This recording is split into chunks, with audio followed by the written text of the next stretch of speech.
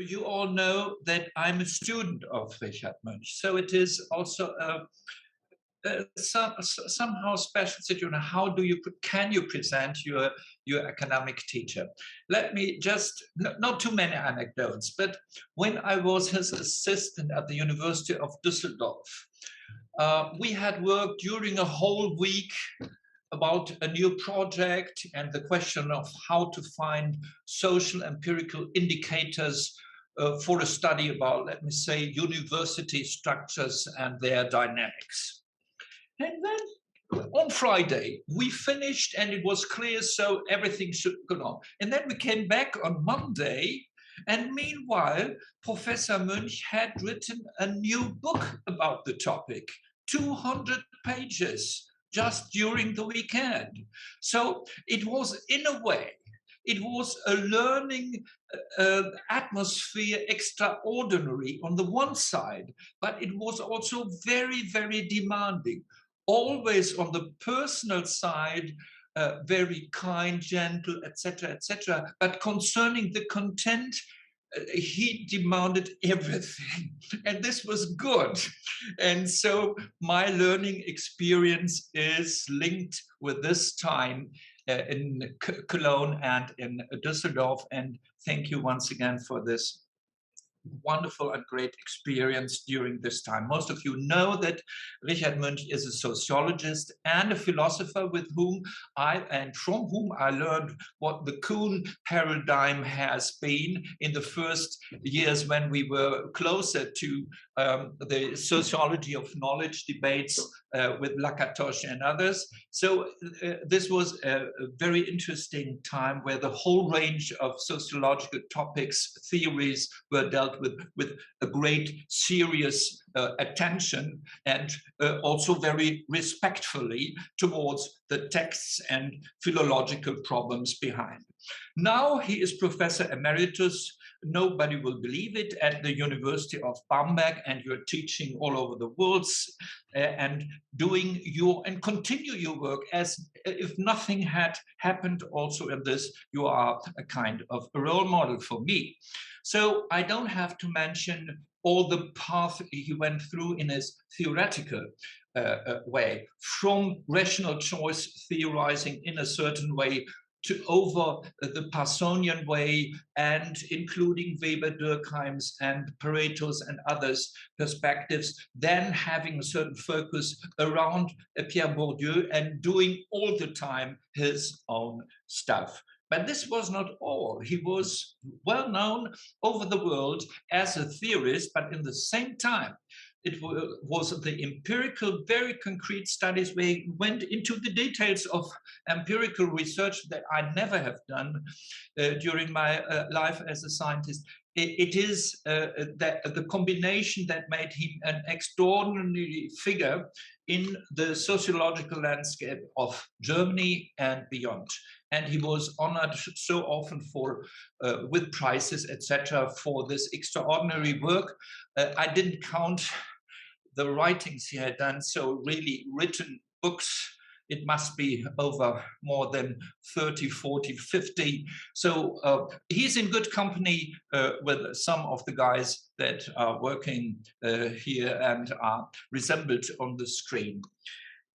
During the last years, a certain focus had been on the academic elite and processes of producing new kinds of knowledge. So much the more excellence in initiatives he was very critical with, and he was, so to say, it was important that it was somebody who always got the fundings. It was not the problem that he was refused to do this kind of work. So, but with this background, the work, for example, about the academic elite zur sozialen Konstruktion wissenschaftlicher Exzellenz, has been taken really for serious by a lot of people, and it had some kind of influence in the academic and scientific landscape. So much the more I'm interested to listen to your talk under the title, The Future of a Culture of Law, from Democracy and the Rule of Law to the rule of numbers. The floor is yours, dear Richard Münch. Werner Gephart, many thanks for your kind introduction. And I want also to thank the directors of the center for organizing this marvelous concluding conference. What a great pleasure for me to learn how it was possible to create such an inspiring place by bringing together so many people from different worlds and so many disciplines at the shores of the Rhine River. Let me tell you how deeply touched I'm to see the fruits of a very special intellectual relationship between Werner Gephart and me. When I started teaching at the University of Cologne in the spring of 1973, a long time ago, a young man impressed me deeply by his curious and creative way of thinking in my seminar on classical sociology, Marx, Durkheim, Weber, Simmel. The young man was Werner Gephart, and a wonderful intellectual relationship started right at that time. Sometime he came into my office that was in Düsseldorf already, and let me look at his dissertation, 750 pages. Then I told him, this is not your dissertation. I can't accept it as dissertation. This is your habilitation. And so he did it to write a dissertation interim before he turned in his habilitation. So that was very, very interesting and tells something about our relationships and about the prolific kind of work he is doing. It is now almost 50 years that I'm a most pleased companion of all his activities between sociology, law, art, and other disciplines all around the world. This is just fantastic. And now it is a great honor for me to conclude this conference with a lecture on the future of a culture of law, whatever this means. We will see.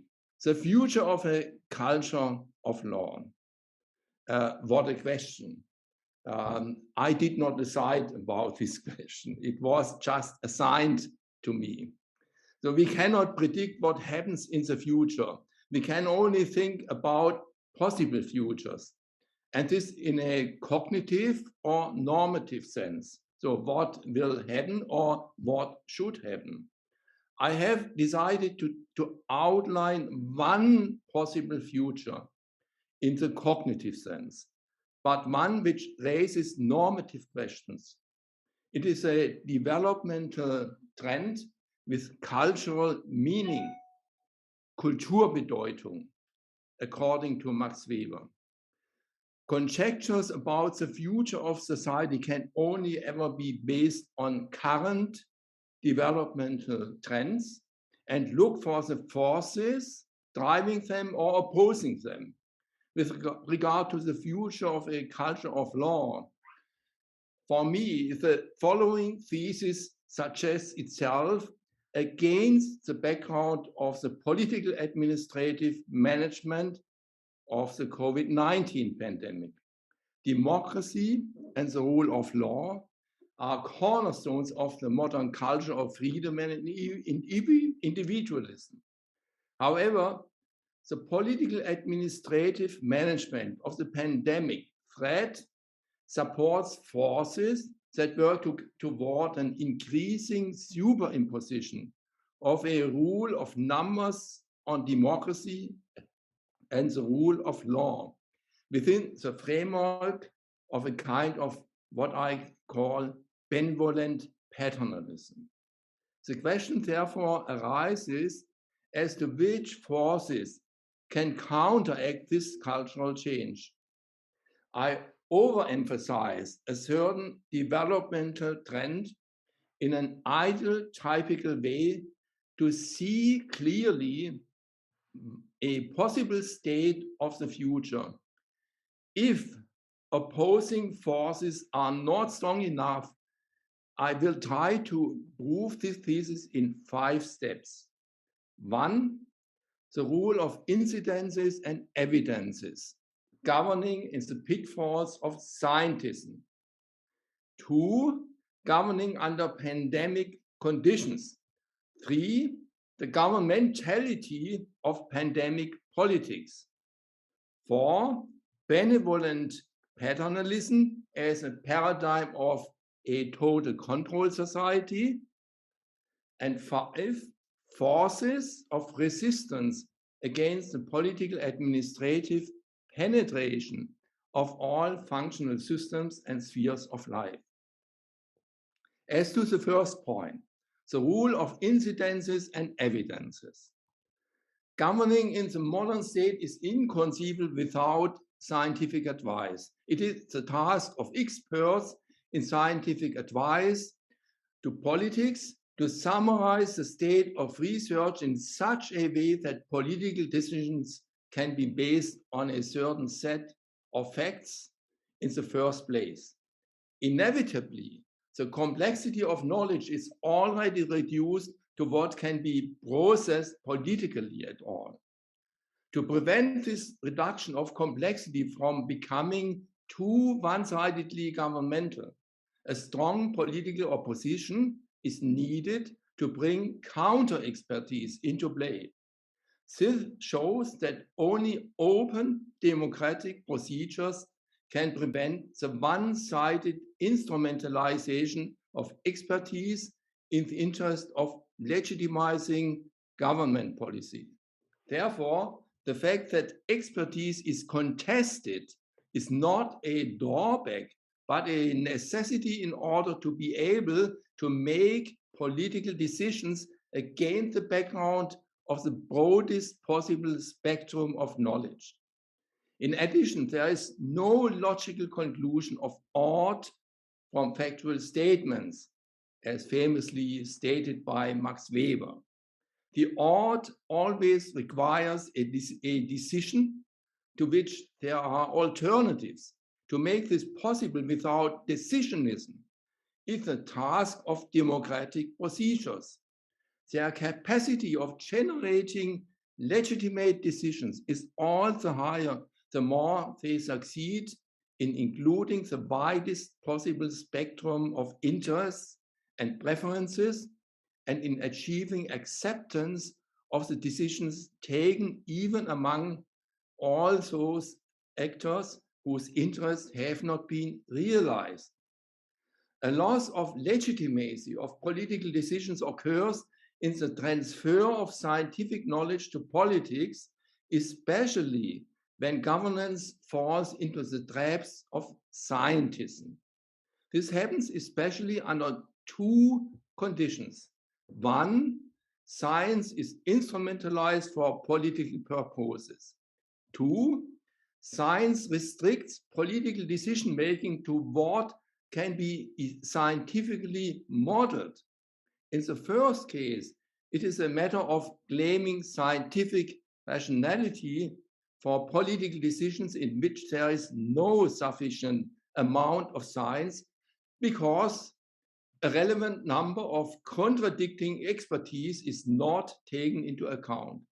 In the second case, it is a matter of restricting democratic decision-making procedures by simplifying problems to the extent that they can be dealt with scientifically. In this case, scientific modeling excludes a great variety of factors which are relevant in concrete reality. The result is declining legitimacy. As to the second point, governance under pandemic conditions. I start with the question of translating external threats into internal constraints of conformity. The corona pandemic is perceived worldwide as an external threat to society. Therefore, exactly those mechanisms become effective that already Georg Simmel identified in his writing about the dispute. The threat coming from outside forces more internal cohesion. The interests of individuals take a backseat to the need for a common defense against the external threat. In addition, there is a second mechanism identified by Simmel. In the situation of the external threat, critics become an internal danger that must be fought in order to be able to cope with the emergency in the unity that is perceived as necessary. This is the reason why critics and demonstrations against restrictions of civil liberties meet with little sympathy from the mass media, for whom the threat scenario dominates coverage. If they did not do so, they would very quickly be suspected of putting the health of the population at risk for the sake of critical reporting.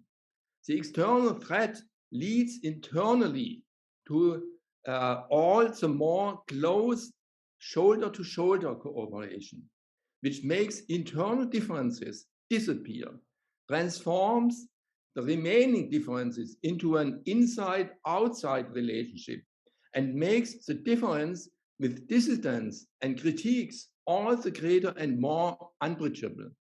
Understanding across the inside-outside boundary is then no longer possible. What must be particularly striking to a sociological analysis of the corona pandemic is an obvious primacy of politics over all other subsystems of society. If we assume that governments in democratic systems want to maintain their governing power, then what is crucial for them is not what is medically right, but what is politically right.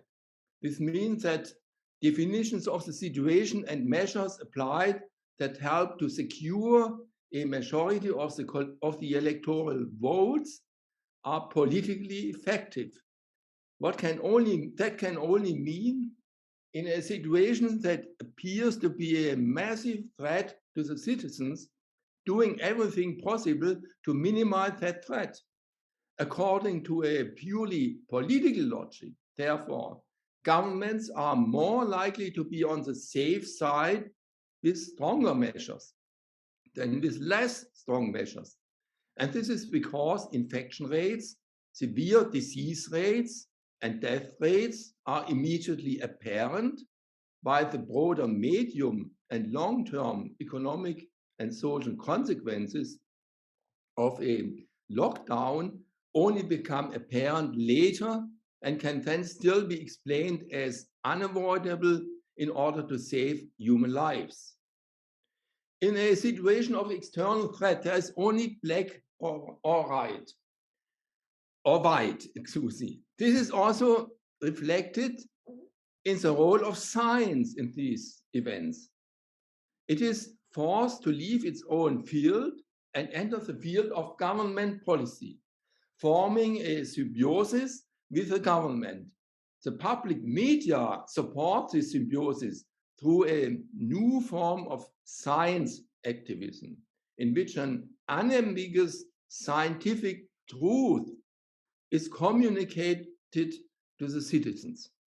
The usual dispute in science, even more so the problem that the majority of biomedical studies cannot be replicated, as John Ioannidis pointed out in a highly cited article, most must be suppressed because this would spread excessive uncertainty in a situation where decisive action is the order of the day.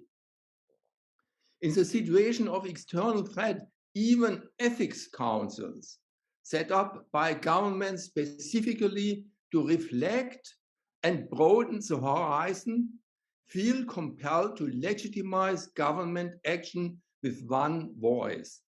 they too must reduce the complexity of knowledge so that it is suitable for legitimizing political action.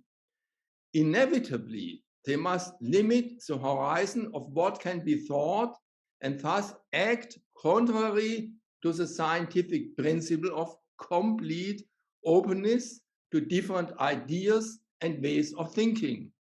In their role of experts, they do not directly conduct science. Rather, they prepare the state of research in such a way that it can serve as a basis for legitimizing political action. The legal system is expected to guarantee a reliable distinction between right and wrong. For this system, the management of a pandemic can only ever be about whatever measures are compatible with existing law or not. If they are not covered by existing law, the result in a constitutional state is a need to create appropriate law in a formally correct manner with parliamentary majority. This was done in Germany, for example, with the amendment of the Federal Infection Protection Act in November 2020. From a constitutional perspective, a key question here was whether the law sufficiently clearly defined the conditions under which the federal and state governments can restrict civil liberties without thereby violating their guarantee under the basic law. In April 2021, the law was tightened again, and the federal government's decision-making authority was strengthened, for example, to be able to impose lockdowns nationwide. The crucial criterion is the incidence of measured infections within 7 days. This appears as if the decision on a lockdown is tied to objective data and thus removed from any political arbitrariness. In fact, however, the calculated magnitude of incidences within 7 days depends significantly on the number of tests performed, which can vary greatly in time and space and can also be influenced by more or less full testing by health authorities. Accordingly, it is in fact a matter of governing with uncertain numbers that can be influenced by political administrations. Central to legal reasoning are the principles of legal certainty, proportionality, and equality before the law. Critics of the Infection Protection Act and corresponding measures restricting civil liberties see this act and the measures based on it as violating these three principles and therefore as unconstitutional.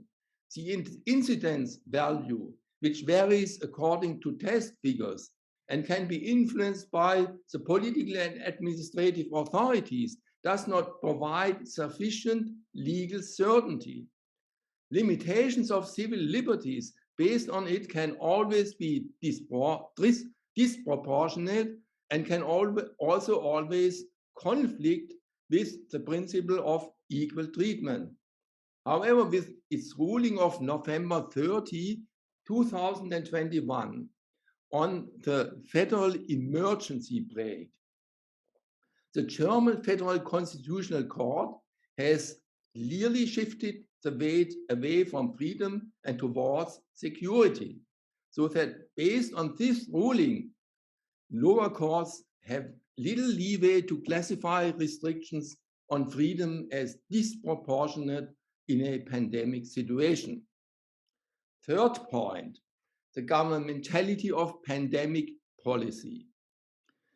The extent of the threats and the mass media images of its horror increase the willingness of citizens to accept far-reaching limitations of their constitutionally guaranteed liberties.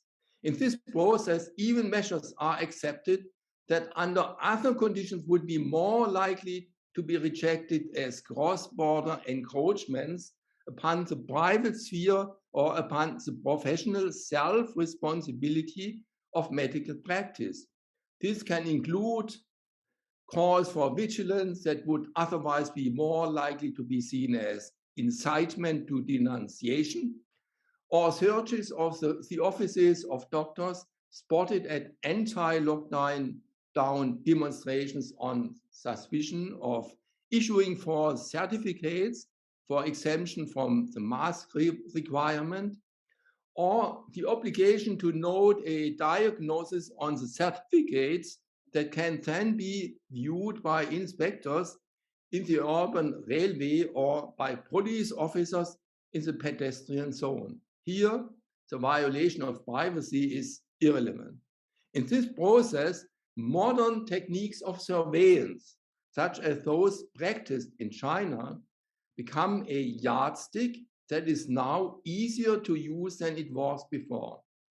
China has developed a comprehensive social credit point system, as we know, by which the state takes citizens by the hand and guides them along the right path for the good of the collective.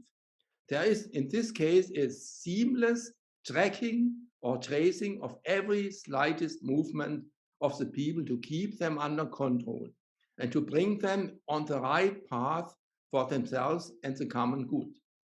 The information technology of our time and the collection of and analysis of big data provide the tools for this measure.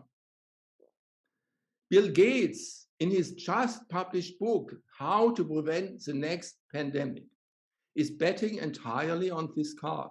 He wants to install a global epidemic response and mobilization team and equip it with necessary data and power to initiate countermeasures globally at the first signs of a possible pandemic, to be implemented by national pandemic officers equally equipped with data and power.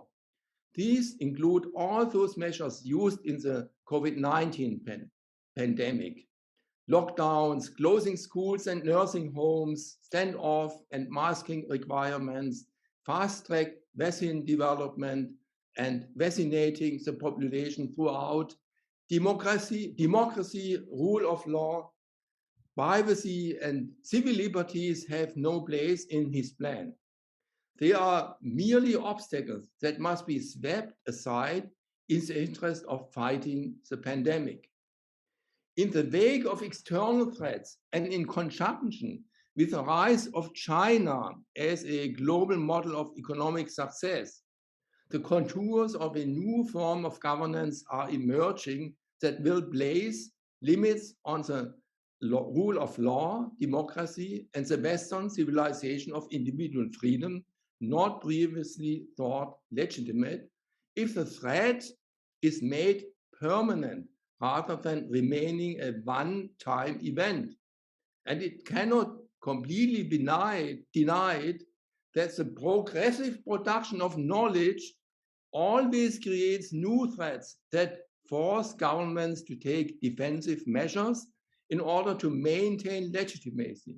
In this perspective, the corona pandemic is not a one-off event, but a current manifestation of a structural change in governance that has been emerging for some time. If we follow Michel Foucault's studies on the history of governmentality, then the Chinese model of total surveillance of individuals in the interest of the common good would not be anything new in the West either, but rather the culmination of a creeping development toward a new form of rule in which the government's concern for the well-being of the population takes precedence over the liberties of citizens, because by exercising these liberties in an uncontrolled manner, they only harm themselves and others. The pandemic brings out in all sharpness the need for controls to avert danger. In addition to the pandemic, the dangers of terror, crime, and climate change, as well as increased pressure to reduce inequalities in health and life expectancy are also driving an increasing need for controls. In order to maintain security, freedom is dismantled to some extent. Governance on the basis of law is to some extent replaced by governance on the basis of morals. Moral reasons expand the scope of governance vis-à-vis law and the constitution. The governmentality of the present also includes the use of psychotechniques, of so-called nudging, for example, by governments, which not so long ago would have been considered a manipulation of the human being that penetrates the subconscious with its which is incompatible with the rule of law and the guarantee of civil liberties, as well as the democratic formation of will in public deliberation. In the Silicon Valley, psychotechnicians such as Brian J. Fogg provide the necessary instruments of behavioral control by computers for this purpose. The outlines of a so-called psychological state are thus becoming visible. Fourth point, benevolent paternalism as a paradigm of the total control society. We observe the emergence of a new paradigm of governance. This is benevolent paternalism, which builds a comprehensive panoptic control society permeating all subsistence and spheres of life. In terms of systems theory, this kind of governance means an overlaying of the non-political subsystems by the political system in such a way that questions that without this overlay would be answered according to truth, justice, optimal resource allocation, integration, or information value are now decided according to power relations. For science, this means nothing less than extensive truth production in the service of political programs. This in turn retroactively results in a politicization of science. Considerable parts of research are involved in the legitimation of political programs. As a result, the truth can also be decided by a majority, which is not possible in the field of science per se. The truth about essential questions of human existence is then differentiated according to political camps, which in turn show themselves to be extremely divided because it is not a matter of political preferences only, between which compromises are to be sought, but of nothing less than truth, which is not negotiable. The law, too, no longer has the absolute autonomy of a constitutional state that thoroughly protects the rights of freedom, because the government of the population places caring for the individual above the individual's right to decide independently on a particular way of life and sets tighter limits on the exercise of freedom rights in the interest of protecting the population and the individual from others and from themselves.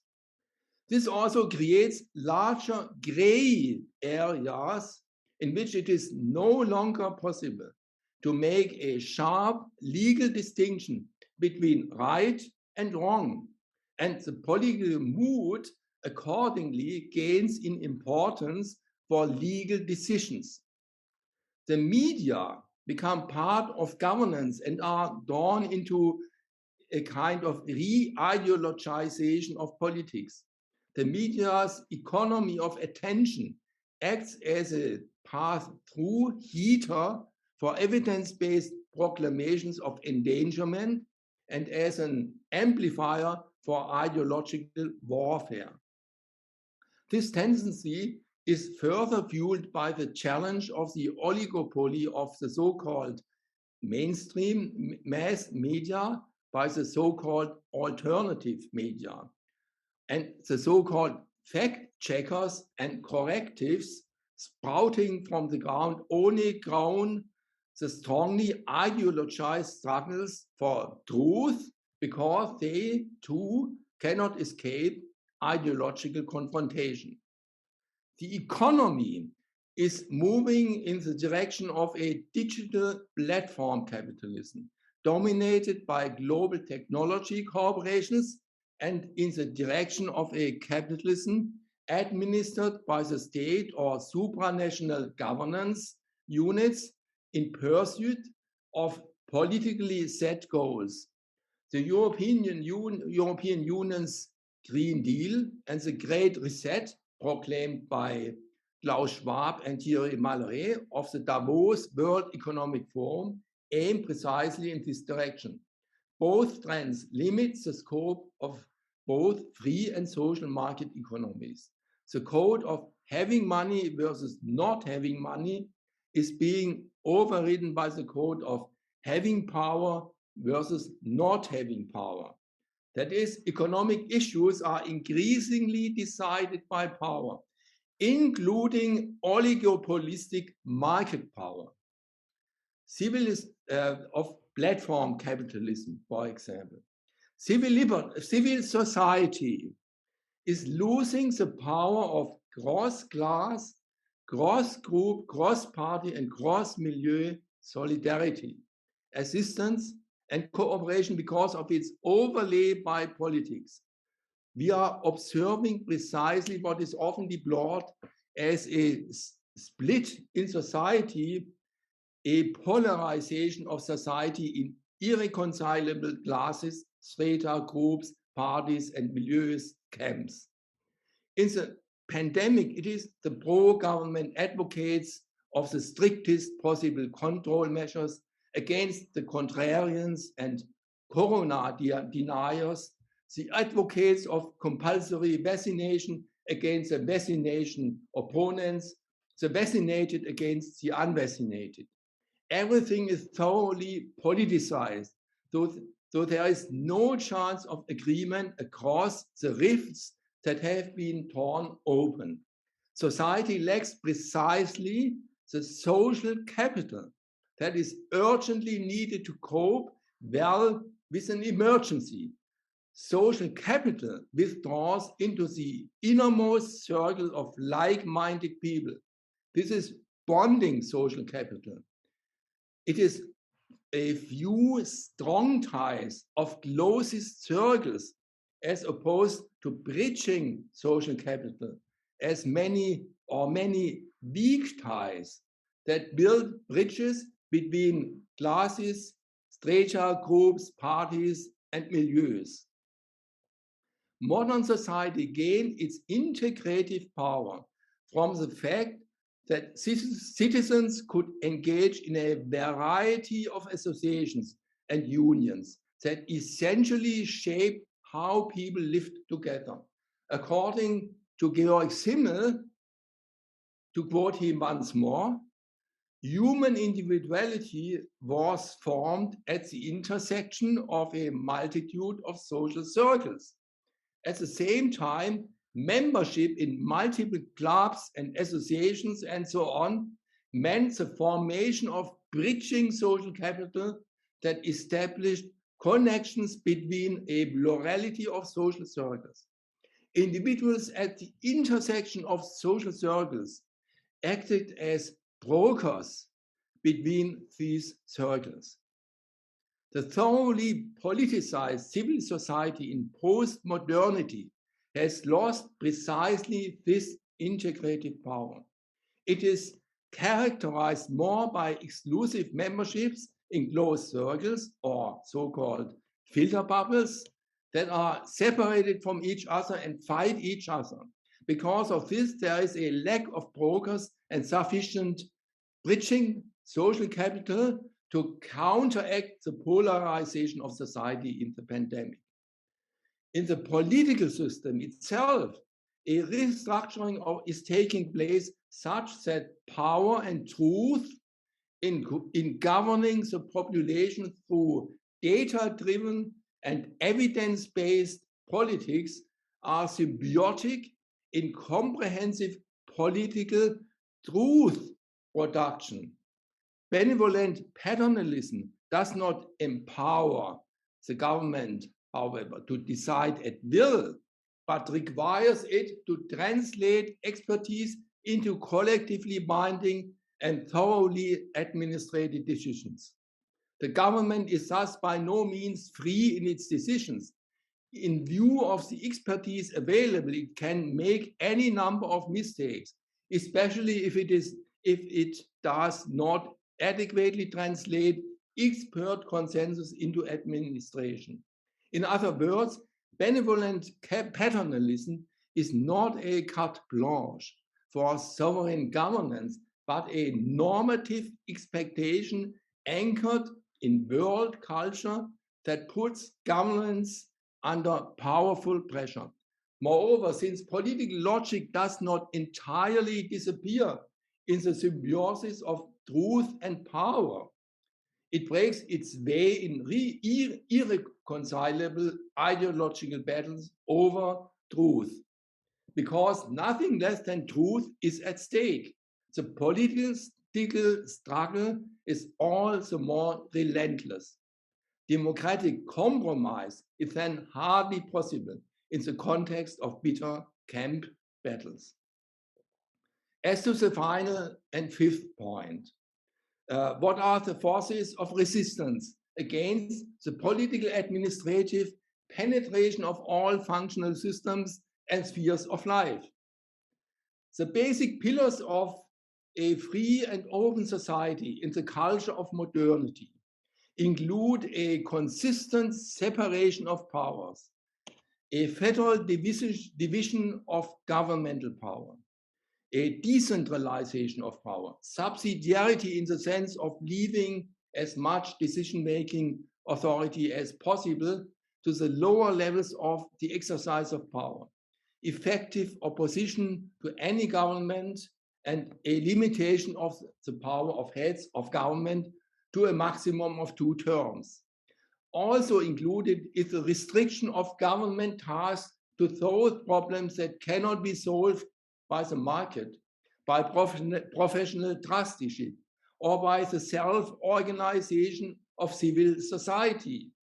Finally, very important is a consistent separation of science and politics, and a clear awareness that there is no logical conclusion to political decisions from scientific findings, that science cannot relieve politics of the effort of compromising between very different values, goals, and interests in the political democratic arena, and that there is never a policy without alternatives. Also important is a strict separation of media and politics to ensure that political opinions are formed as freely and openly as possible. The functional differentiation and autonomy of science, law, economy, civil society, media, and politics do not follow any law of socio-cultural evolution, as some forms of system theory would have it, nor are they a self-runner of an autopoiesis in the sense of Niklas Luhmann. Rather, they are the result of historical struggles and are based on institutional rules and definitions of social roles that must be fought over again and again in order to counteract the outlined cultural change towards a total control society. It is crucial to what extent the representatives of the respective societal sectors are aware of their responsibility and stand up for the autonomy of their sectors. It is up to the scientific communities not to let themselves to be taken over by politics. The same applies to the lawyers' associations, the journalists' associations, and the business associations. Civil society cannot fulfill its integrative function if it is totally politicized by parties, party-affiliated foundations, and NGOs with political agendas. And it is the responsibility of parliamentarians to remember their constituents and set clear limits to any executive, expatriocratic, and/or supranationally established power.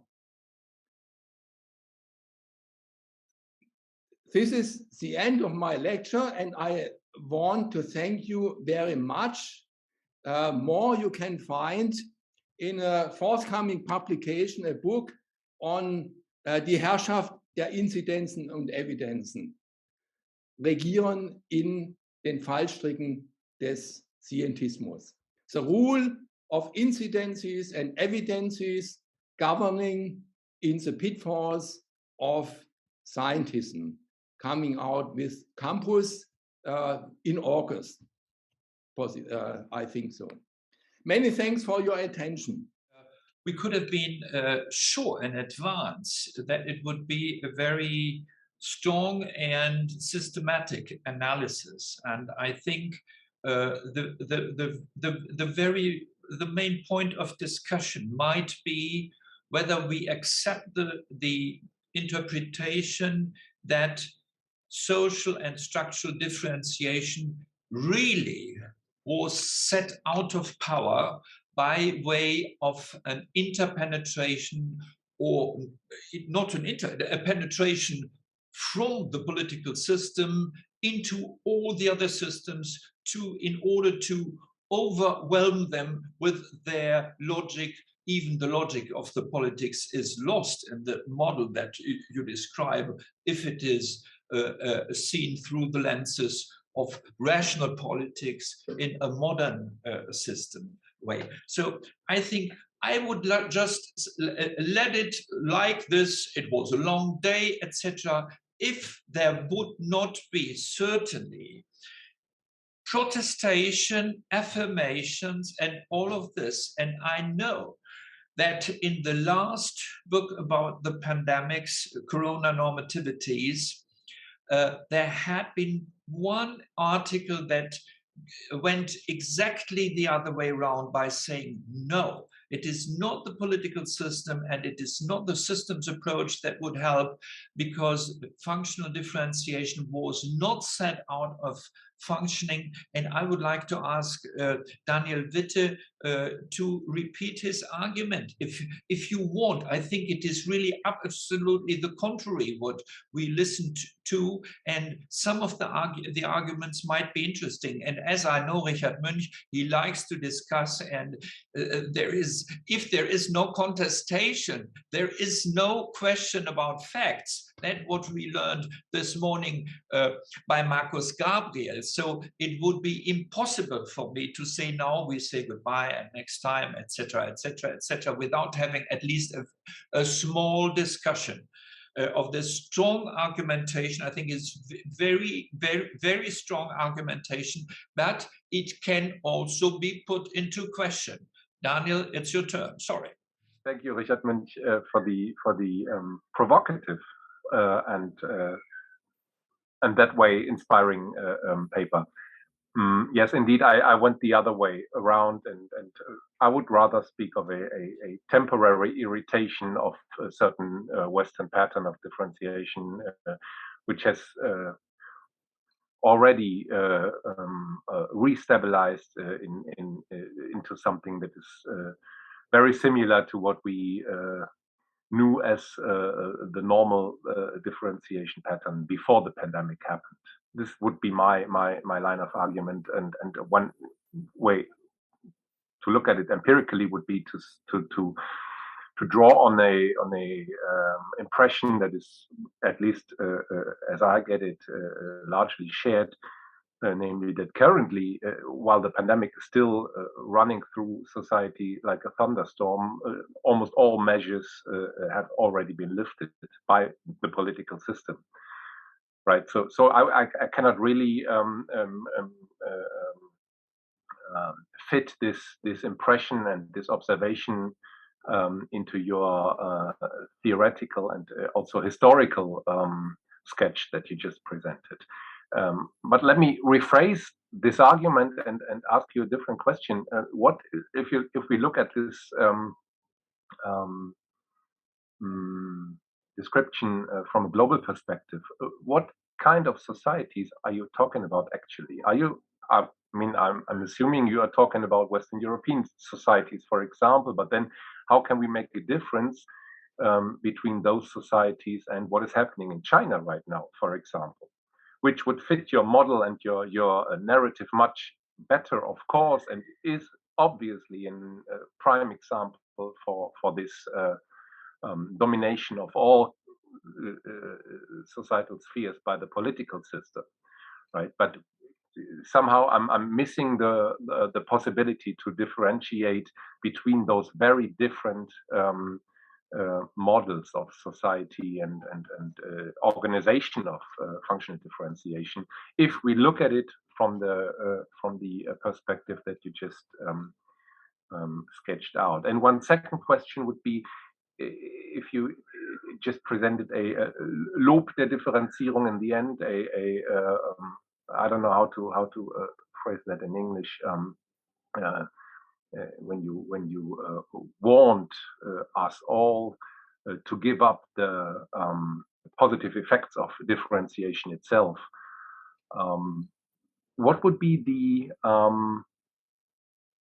differentiation, theoretically speaking? What would be the place where these boundaries could be safeguarded? Wouldn't it be the law itself, as, by the way, Luhmann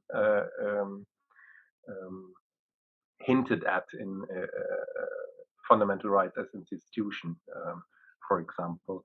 And isn't that exactly a legal question, how to safeguard this structural pattern of society against the overly dominant effects of one, for example, the political system, against all others? Thank you. Many thanks for your critical command and your questions. And as Werner Gephart told you, I'm used to develop my thinking in contestation with confronting ideas and arguments. And I will read your article.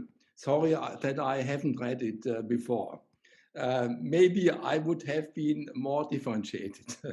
But nevertheless, I'm also a fan of clear, strict argumentation and positioning of a certain point of view on a developmental trend. And as I told you at the beginning, this is understood as a kind of ideal typical construction of a certain trend under the assumption that the driving forces of this trend will continue and will not be interrupted. And then also I said there are always opposing forces against this trend. And it depends on the power of these opposing forces, whether the trend goes on or is stopped or is changed in some way.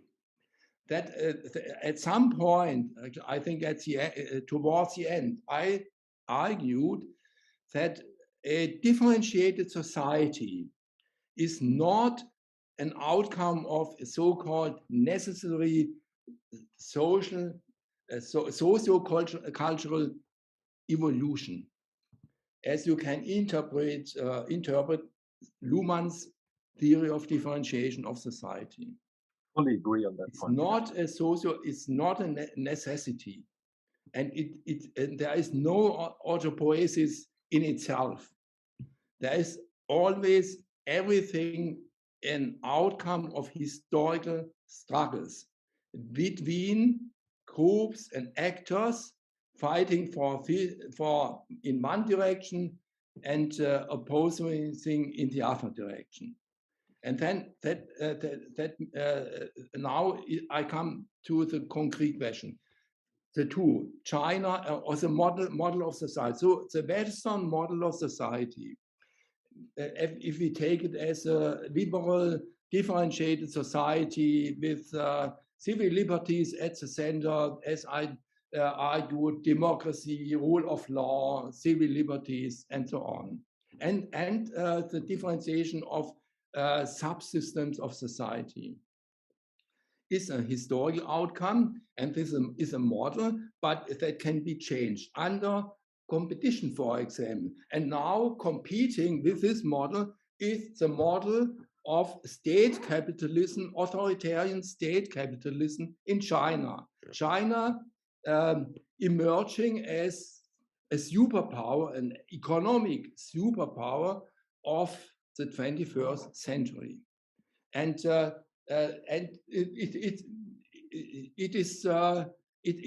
we are beginning at looking at China, why China is successful in this direction. Yeah?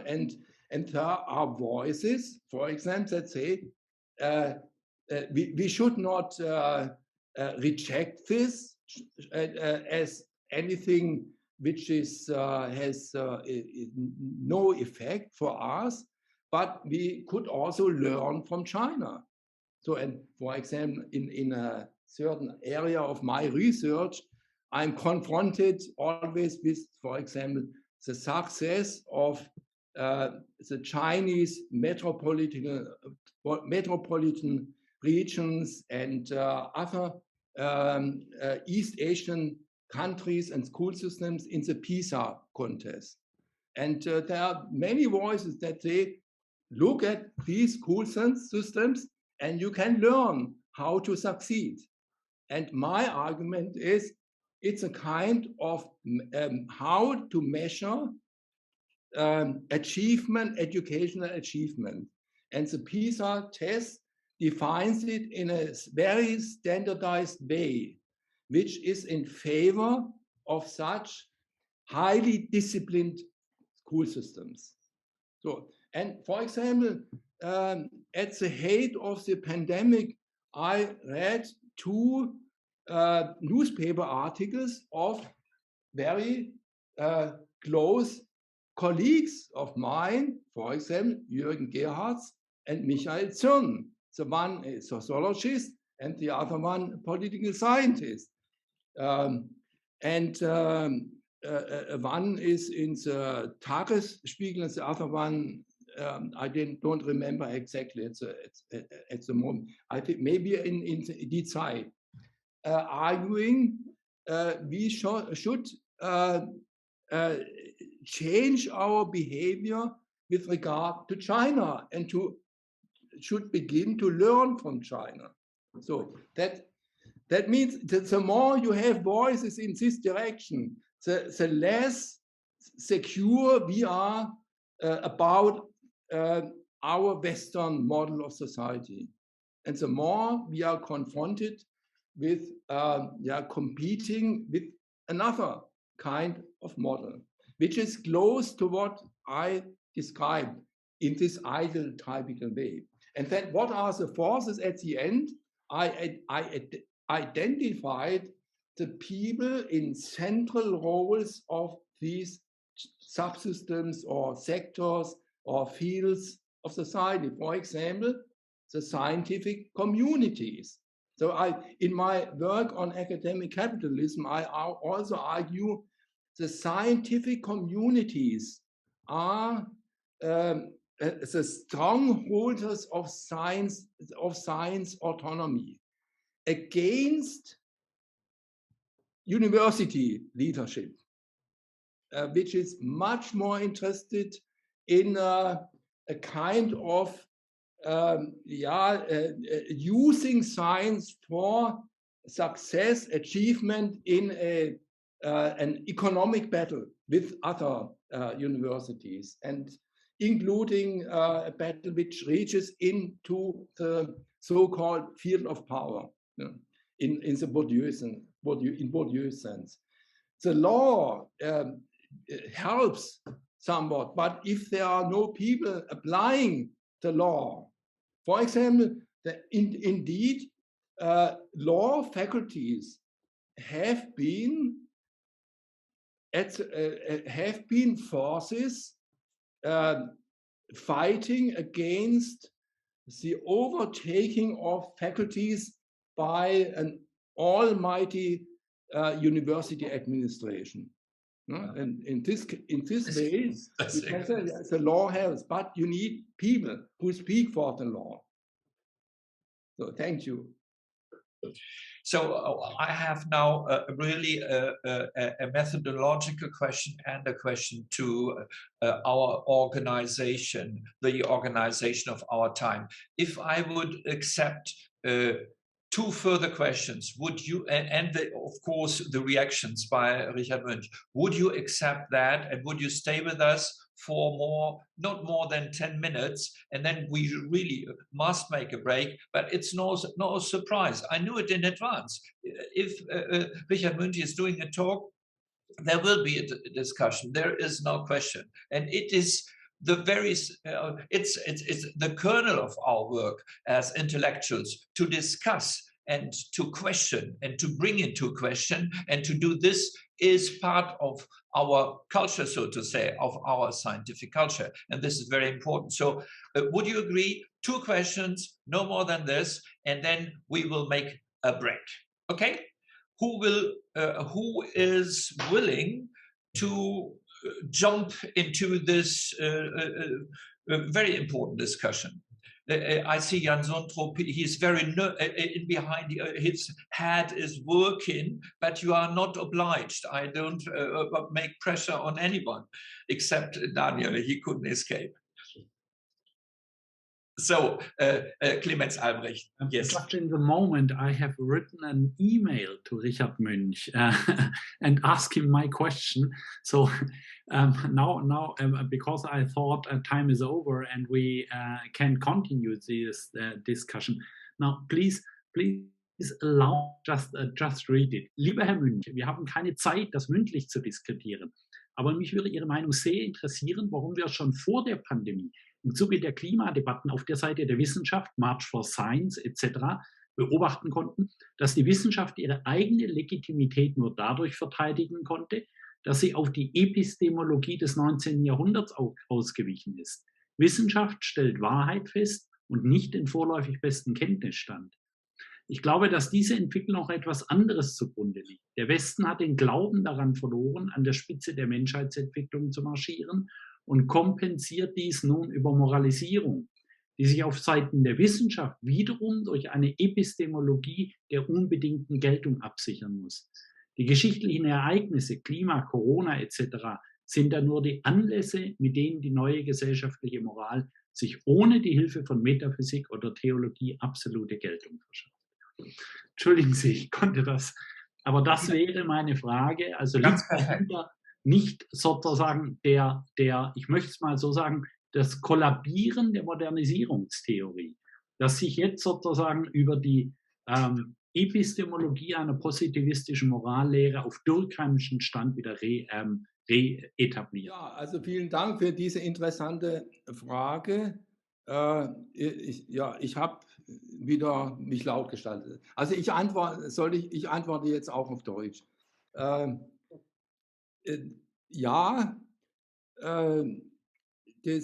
Das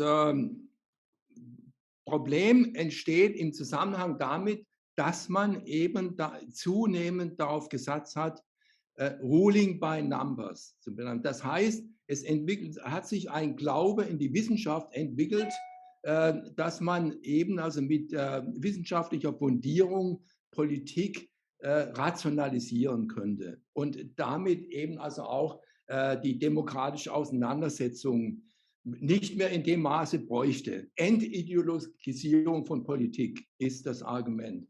Und da gibt es ja auch dieses schöne geflügelte Wort Follow the Science, was eben halt, jemand hat sich da auch kritisch auseinandergesetzt, ich habe den Namen vergessen, der eben auch argumentiert hat, was selbstverständlich ist, die Wissenschaft gibt es nicht, sondern es gibt nur unterschiedliche Positionen in der Wissenschaft zu bestimmten Fragestellungen. Und natürlich gibt es immer für eine gewisse Zeit vorherrschende Theorien und Fakten, über die eine Übereinstimmung besteht. Und sicherlich geht es heute nicht mehr darum, also die Grundlagen der Physik neu zu denken, aber die Forschungsfront, und darum geht es ja meistens bei der Anwendung von Wissenschaft, die ist immer offen. Ja, und da gibt es immer unterschiedliche Positionen. Und ja, da entsteht dann eine Form dessen, was ich als Scientismus bezeichne. Also das heißt, Wissenschaft wird zur Legitimation für politische Entscheidungen in Anspruch genommen, obwohl sie das auf einer Einschränkung des wissenschaftlichen Wissens beruht. Und die andere Variante war ja, Politik nach wissenschaftlicher Modellierung zu betreiben, die eben nur sehr begrenzt sein kann in dem Spektrum von Faktoren, die berücksichtigt werden. Aber man müsste wahrscheinlich doch auch zugeben, dass es dort unheimliche Paradoxien in der Kommunikation zwischen Wissenschaft und Politik gibt, gerade wenn wir die Pandemie nehmen. Je mehr jetzt Wissenschaftler, die davon überzeugt waren, dass Maske tragen und ähnliche Dinge erforderlich sind, um die Ausbreitung der Pandemie zu verhindern, je mehr sie betonen würden, dass eigentlich das Prinzip der Wissenschaft auf permanentem Zweifel beruht, umso weniger hätte man überzeugen können für ein ganz spezifisches Medium der Heilung, nämlich das Medikament der Regelbefolgung. Ja, so habe ich das im Rahmen dieser Idee der pandemischen Geltungskultur formuliert. Und in dieser Falle hat man doch einfach gesteckt. Auch die Wissenschaftler, Drosten und andere, haben sich darüber beklagt. Die haben gesagt, ja, da kommt immer, sobald man nur eine gewisse Unsicherheit irgendwie auch Ergebnissen gegenüber oder das auch ein bisschen anders sein könnte, das, was wir als Normalerlebnis von Wissenschaft haben, dass es auch anders sein könnte, Kontingent, sobald das kommuniziert wird, ist die Geschichte am Ende, dann glaubt niemand mehr und dann ist man nur ein Scharlatan oder sonst etwas. Auch da sind Probleme in der Kommunikation angelegt, die damit zu tun haben, dass die Logik von Wissenschaft nicht unbedingt allgemeingut ist. Und umso heikler ist es, wenn sozusagen ein falscher Scientismus um sich greift. Und darin würden wir alle, die mal Naturalismuskritik betrieben haben, natürlich alle sofort zustimmen auch. Aber wenn überhaupt alles in Frage gestellt wird, auch da sehe ich große Probleme und meine auch, dass die Idee von Daniel Witte ernsthaft zu berücksichtigen ist, dass es vielleicht wirklich eine temporäre Einfrierung von Differenzierungsstrukturen war, die jetzt aber schon, wie man sieht, es muss ja nur ein Krieg in der Ukraine sein. Ich sage nur, aber es werden nicht mal mehr Daten berichtet. Kein Mensch spricht mehr über eine Pandemie. Wir laufen alle ohne Maske durch die Gegend und infizieren uns am laufenden Band. Auch das findet im Moment statt. Also insofern gibt es tatsächlich Veränderungen, meine ich, die man dort auch sehr sorgfältig und fein beobachten muss. Das spricht überhaupt nicht gegen idealtypische Modellbildung natürlich. So, das war nur eine kleine Zwischenbemerkung von meiner Seite. Masahiro Noguchi oder wer war eher dran? Jan Suttrup, wer war der Erste? Ich habe es nicht richtig mitbekommen. Wir lassen mal unseren Gast aus Japan zuerst sprechen. Masahiro, du bist dran und du kannst auf Deutsch, Japanisch oder Englisch sprechen. So, yeah, thank you very much for your exciting talk. Yeah, my question is about your term, yeah, benevolent paternalism. Yeah, it is very convincing. Your discussion reminded me of Max Weber's famous metaphor, yeah, stahlhartes Gehäuse, yeah, which Max Weber used in his article on Lucian revolution. I would like to hear your comments on the relationship between Max Weber's stahlhartes Gehäuse and your term, yeah, benevolent paternalism, yeah, in the post-corona society. Thank you. Yeah, thank you very much for this interesting question. Yeah, there is some relationship between the two terms, and we all are well aware of the Max Weber's work and the meaning of stahlhartes Gehäuse. The English translation was Iron Cage. And it's a part of a fully, thoroughly administrated society in which the administration has responsibility for the not also for organizing everyday life so that it is ordered, but in which the administration also takes care of the individual. And this is, I think, this is something which goes beyond, or which is part of the meaning of benevolent paternalism and goes beyond the stahlharte Gehäuse, because thorough and a thoroughly administrated society can leave some space for the individual in which the individual is self-responsible for his life and his action. But benevolent paternalism cannot leave the individual in his own space, because there is always a danger that the individual does something which is against his higher order benevolence, yeah? And the higher order benevolence of society, because he or she does something which is against, in a certain kind, his objective will, however you interpret objective will. Yeah? So it's benevolent paternalism is more than the stahlharte Gehäuse, but it's an extension into the individual spheres of life. The very last comment question by Jan Sundrup.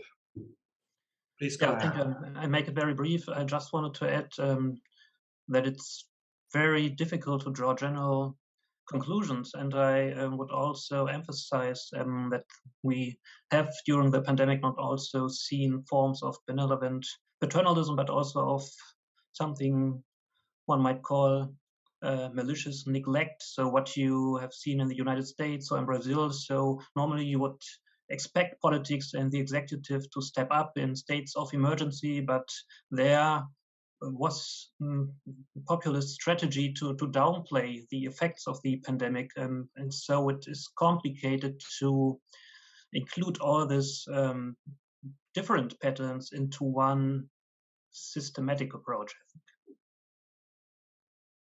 Yeah, many thanks. This is also an interesting question and allows me to explain my procedure. So I'm a theorist, and as a theorist, I'm interested in the effects of certain factors. And then I ask what comes about when I assume that certain factors are more effective than other factors. And then the development of society or the law and so on goes in a certain direction. And it is not an empirical description what happens anywhere in reality, because I'm only interested in the effects of certain factors, also in combination with other factors. And then in the next step, we can ask, which factors are more effective? This is an empirical question. So, and this way, I can say, okay, in empirical reality, societies administrated the pandemic in different ways, based on their different cultures and institutional structures and political power situation. But the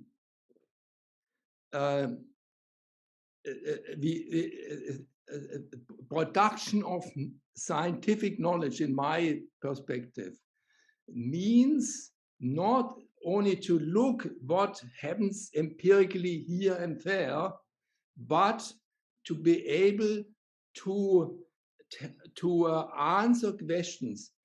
What are the effects of certain combinations of factors in the societal development? And in this way, it's a kind of social theory, you can say, and it's always also an argumentation with competing social theory perspectives on society. For example, in my modeling of the situation, I start with Luhmann's ecological communication, published in 1986. And this is an outline of a differentiated society in the face of the so-called environmental problem at that time. And we can apply this to our time now and look what happens. And I argue that this is a model how a society works in order to solve a high complexity of problems. That's the assumption of Luhmann, that a society with differentiated subsystems has a higher order capacity of solving problems than an undifferentiated society. So that in this sense, if society changes in a certain direction, that we have an overlay of the political system on the other functional systems in society, this will result in a loss of problem-solving capacity of the society as a whole. Thank you very much, all of you, Richard Münch and Jan Sundrup. And it was only 4 years later that Beck's Risk Society just used the model of Niklas Luhmann by saying functional differentiation is an illusion because responsibility is given from one functional system to the other. And that's why the ecological problem is turning around, is traveling, and has no place. There is nobody responsible for it because the politician will say, no, it is the natural scientist. And he will say, no, it is a lack of ecological pedagogy that makes problems. And they gave it to the lawyers, etc., etc. And these kind of traveling a traveling model of bringing responsibilities to other systems is embedded, so to say, in the idea of functional differentiation and is a real risk. So the risk of risk society is exactly this process of losing the strong elements of functional differentiation. And when we feel that, we are aware of that. And I think, Clemens Albrecht, in your contribution in the first volume, you went in this direction. The idea of a pandemic legal culture attracting all kinds of normativities and legitimacy just in one element and one is of course such a critical element also.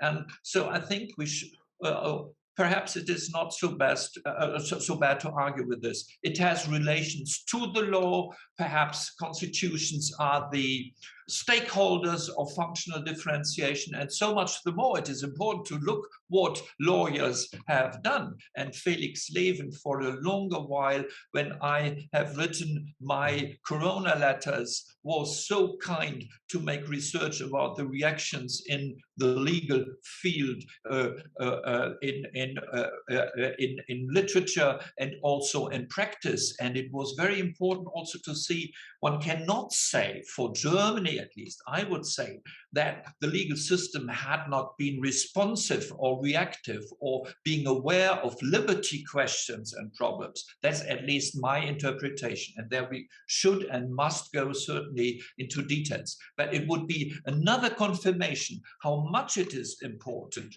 to see functional differentiation in a cultural context, to see the role of law in different cultural contexts, and to confirm once again, I would say that it is not completely crazy to think about the law also in terms of cultural structures, cultural embeddedness, cultural impregnations of the law, and differentiations that are due to the fact that we live in a diverse world that is impregnated by civilizations and different cultures. So we should make a point to the discussion. And when we said the final conference, we were not really lying. Final conference in the sense, the formal final conference with regard to the fact that after 12 years, for formal reasons that we could not go beyond because it was given by the ministry, no longer than 12 years for one Center for Advanced Study. So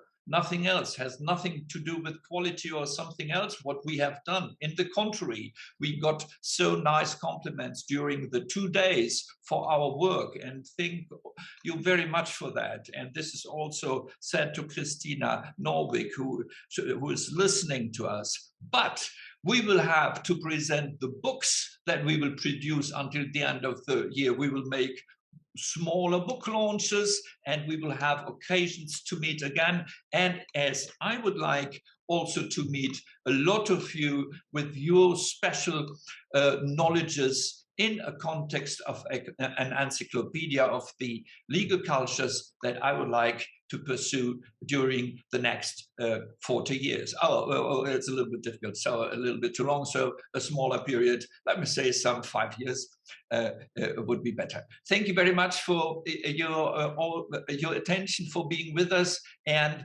before bursting out into tears, we say goodbye, have a good night, good evening, and see you very, very soon. Thank you very much.